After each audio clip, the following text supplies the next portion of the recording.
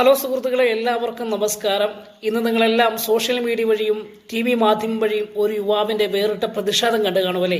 ഇടുക്കി കഞ്ഞിക്കുഴിക്കടുത്തുള്ള പഴയരിക്കണ്ടത്തുള്ള അജേഷ് എന്ന ചെറുപ്പക്കാരന്റെ പ്രതിഷേധമായിരുന്നു. ഒരു JCBക്കുള്ളിൽ കയറിയിരുന്ന് ശരീരത്ത് പെട്രോൾ ഒഴിച്ച് ആത്മഹത്യ ഭീഷണി മുഴക്കിയാണ് പ്രതിഷേധം നടത്തിയത്. അതിന് രത്നച്ചുരുക്കമൊക്കെ നിങ്ങൾക്ക് സോഷ്യൽ മീഡിയ വഴി എല്ലാം ലഭിച്ചു കാണും. ഒന്ന് മാത്രം, ഈ അജേഷ് എന്ന സുഹൃത്ത് ഞങ്ങൾ സുഖു എന്ന് വിളിക്കും. ആ യുവാവിന്റെ ആത്മഹത്യ ഭീഷണി വെറും ഒരു ഭീഷണിയല്ല, കാരണം നിവൃത്തിയില്ലാതെ ചെയ്തു പോയ ഒരു കാര്യമാണ്. ഞാനൊരു ഓപ്പറേറ്റർ ആയതുകൊണ്ട് തന്നെ ഞാൻ പറയുകയാണ്, ഞങ്ങൾക്കൊക്കെ ഒരുപാട് സങ്കടമുണ്ടായി. കാരണം ഏതൊരു ഓപ്പറേറ്റർക്കും ഒരു ആഗ്രഹമുണ്ട്, പലരുടെയും വാഹനങ്ങൾ നമ്മൾ ഓടിക്കാൻ പോകുന്നുണ്ട്. അങ്ങനെ ഓടിക്കാൻ പോകുമ്പോഴൊക്കെ മനസ്സിൽ 1500 1600 രൂപ ശമ്പളം ഡെയിലി കിട്ടുമായിരിക്കും. അതിൽ നമുക്ക് ചിലവൊക്കെ ഉണ്ട്. പക്ഷേങ്കിൽ അവൻ്റെ ആഗ്രഹം മറ്റൊന്നായിരിക്കും, എനിക്കൊരു സ്വന്തമായിട്ടൊരു JCB എടുക്കണം. ആ JCB എടുത്ത് സ്വന്തം നാട്ടിൽ ഓടിക്കണമെന്നൊക്കെ ഒരു പ്രതീക്ഷയോട് കൂടിയായിരിക്കും ഈ ചെറുപ്പക്കാരൊക്കെ JCB ഓടിക്കാൻ പോകുന്നത്.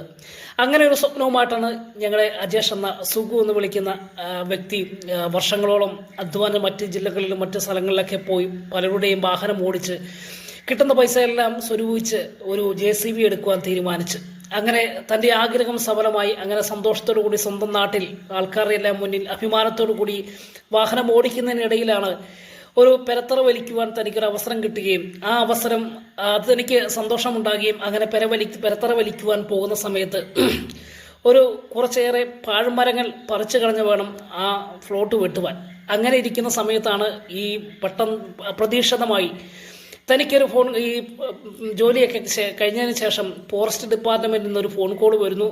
താൻ പണിത സ്ഥലം ഫോറസ്റ്റിന്റെ സ്ഥലമായിരുന്നു, അതുകൊണ്ട് എത്രയും വേഗം നിങ്ങൾ അവിടുത്തെ മരങ്ങളൊക്കെ മുറിച്ചുകൊണ്ട് നിങ്ങളുടെ പേര് കേസ് എടുക്കും, അതുകൊണ്ട് എത്രയും വേഗം ഞങ്ങളുടെ അടുത്ത് ഹാജരാകണം എന്ന് പറഞ്ഞ് തന്നെ വിളിക്കുകയും അതിനുശേഷം താൻ ചെന്ന് നേരിട്ട് ഫോറസ്റ്റുകാർ സംസാരിക്കുകയൊക്കെ ചെയ്തു. അതിനുശേഷം ഫോറസ്റ്റുകാർക്ക് നിങ്ങളുടെ വാഹനം ഞങ്ങൾക്കൊന്ന് കാണണം എന്ന് പറഞ്ഞ് അവിടെ കൊണ്ടുവന്ന് ഹാജരാക്കണം എന്നും പറഞ്ഞ് ഈ സുഖു അല്ലെങ്കിൽ ഈ രാജേഷ് എന്ന വ്യക്തിയുടെ വാഹനവുമായി ഫോറസ്റ്റ് ഓഫീസിലേക്ക് ചെല്ലുകയും അവിടെ വെച്ച് താൻ ചതിക്കപ്പെടുകയും ചെയ്തതിൻ്റെ ഒരു ചരിത്രമാണ് നമ്മളെല്ലാം ഇന്ന് സോഷ്യൽ മീഡിയ വഴി കണ്ടത്. അങ്ങനെ ഈ സഹോദരൻ ആ വാഹനം ഫോറസ്റ്റുകാർക്ക് കാണിക്കുകയും അവിടെ വെച്ച് ചതിക്കപ്പെടുകയും അങ്ങനെ 4.5 വർഷത്തോളമായി തനിക്ക് ആ വാഹനം പിന്നെ തിരിച്ചു കിട്ടാതെ അവിടെ ഒരു കാട്ടിൽ അല്ലെങ്കിൽ ഫോറസ്റ്റ് ഡിപ്പാർട്ട്മെന്റിന്റെ ഓഫീസിന്റെ മുൻപിൽ തുരുമ്പടിച്ച് കിടക്കുന്ന ഒരു സംഭവം, അതിനെക്കുറിച്ചുള്ള ഒരു വിവരണമാണ് ഞാൻ നൽകുന്നത്. എന്തായാലും ആ യുവാവിൻ്റെ വലിയൊരു പ്രതീക്ഷയാണ് അസ്തമിച്ചത്. കാരണം 4.5 വർഷത്തോളമായി ആ വാഹനം തനിക്ക് ഉപയോഗിക്കുവാൻ പറ്റത്തില്ല.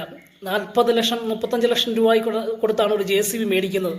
അത് ഫിനാൻസ് അടച്ചു തീർക്കുമ്പോൾ എന്ത് പറഞ്ഞാലും 1/2 കോടി രൂപ അടുത്ത് ഫിനാൻസ് അടച്ചു വരുന്നുണ്ട്. ആ ഒരു വ്യക്തി, ഒരു സാധാരണ JCB ഓപ്പറേറ്റർ 1/2 കോടി രൂപ CC അടച്ച് തീർക്കുമ്പോഴാണ് തനിക്ക് സ്വന്തമായി വാഹനം ലഭിക്കുന്നത്. ആ 1/2 കോടി രൂപയും ഇപ്പോഴും അടച്ചുകൊണ്ടിരിക്കുന്ന യുവാവിൻ്റെ ഒരു രോദനമാണ് ഈ വീഡിയോ വഴി നിങ്ങൾ കാണാൻ പോകുന്നത്. തീർച്ചയായിട്ടും ഈ വീഡിയോ ഒന്ന് കണ്ടിട്ട് നിങ്ങളുടെ അഭിപ്രായങ്ങളൊന്ന് കമൻറ്റ് ചെയ്യണം കേട്ടോ. മാത്രമല്ല, ഇതുപോലുള്ള സംഭവങ്ങളൊക്കെ ആർക്കും സംഭവിക്കാതിരിക്കട്ടെ.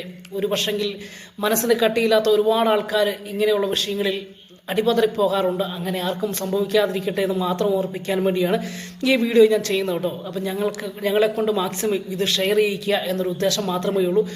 എല്ലാവരും ഇതറിയണം. ഒരു യുവാവിൻ്റെ ജീവിതം തകർന്നു പോകുന്നത് എങ്ങനെയാണ് എന്ന് കാണിക്കാൻ വേണ്ടി മാത്രമാണ് നമ്മൾ ഈ വീഡിയോ ചെയ്തത്. അപ്പോൾ തീർച്ചയായിട്ടും നിങ്ങൾ ഈ വീഡിയോ ഒന്ന് കാണണം കേട്ടോ.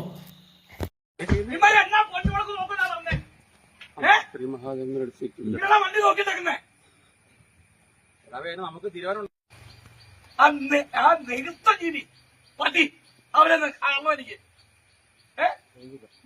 അവനെ വെള്ളം കുടിച്ച് മരിക്കില്ല സാറി. ഒന്ന് DFO, 3 DFO സാറിന് ഒന്ന് ഇവിടെ വെച്ച് കാണണം. ഞാൻ അപേക്ഷ ഞാൻ കൊടുത്തുള്ള ഇതിന്റെ പൈസയാണ് എന്റെ പൈസ കുഞ്ഞി വിളിച്ചു. എന്റെ കൊച്ചു കിടക്കണോ, ചക്കര കിടക്കണോ, എന്താ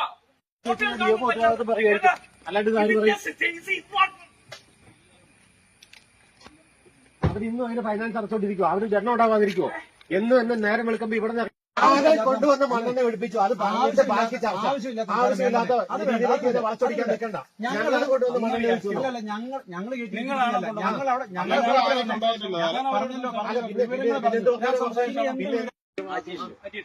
അജീഷിന്റെ അവസ്ഥ നിങ്ങളൊക്കെ കണ്ടല്ലോ, എല്ലാവരും ഉണ്ട്. അപ്പൊ അജീഷിന്റെ അവസ്ഥ കണ്ടപ്പോ ഞാനിപ്പോ അവരോട് ചർച്ചയ്ക്കല്ല പോകുന്നത്. എനിക്ക് അജീഷിന്റെ വിഷയമാണ്, എന്റെ കാര്യങ്ങളാണ്. അജീഷ് റിസർവ് പോസ്റ്റിനാ മറ്റേന്ന് പറഞ്ഞാൽ തീരുന്ന വിഷയമാണ്. മൊത്തം പോസ്റ്റർക്ക് റിസർവ് പോസ്റ്റ് എന്ന് പറഞ്ഞാൽ തീരുവാണ്. അല്ല ഇത് അങ്ങനെയല്ല.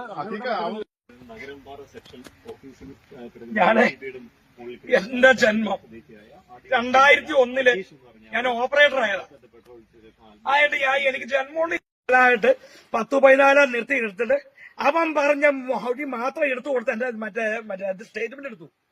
എന്നിട്ട് എനിക്കിട്ട് ലാസ്റ്റ് എന്റെ മറ്റേ സർക്കാരിലേക്ക് വണ്ടി കണ്ടു കിട്ടുന്ന ജസ്റ്റ് ഒഫൻസ് കിട്ടും. അത് കഴിഞ്ഞിട്ട് ഇപ്പൊ ഡിഎഫ്ഒനെ കണ്ടു. ഡിഎഫ്ഒനെ കണ്ടെന്നെ അറിയോ, ഇതിന്റെ വാലുവേഷൻ പേപ്പർ വന്നു കഴിയുമ്പോ വണ്ടി വിട്ട് തന്നേക്കാന്ന് പറഞ്ഞിട്ട് എന്നെ ജസ്റ്റ് 4 മാസത്തിന് ജസ്റ്റ് ഒതുക്കി നിർത്തി. എല്ലാം കഴിഞ്ഞ് വന്നപ്പോ അവൻ പറയാ, ഇപ്പൊ പറയാ ഞാൻ അങ്ങനെ മിണ്ടിട്ടില്ല. പുറത്തു നോക്കിയേ, ഞാൻ കോടതി പോണ വണ്ടി പോയ 10 ദിവസം ഞാൻ പോയാലും സാറേ. പക്ഷെ എന്നെ ഡിഎഫ്ഒ വിളിച്ചു വരുത്തി വിളിച്ചു പറയാ, അജീഷ നിങ്ങൾ കോടതിയിൽ പോയില്ല എങ്കിൽ വണ്ടി നിങ്ങൾക്ക് വിറ്റ് തന്നേക്കാം എന്ന് പറഞ്ഞിട്ട് അവര് പറഞ്ഞ ഡേറ്റിന് അവിടെ ചെന്നപ്പോ ഈ ഡിഎഫ്ഒ പറയാ ഞാൻ അങ്ങനെ മിണ്ടിട്ടില്ല. എന്റെ ഇപ്പൊ 4.5 വർഷമായി സാറേ.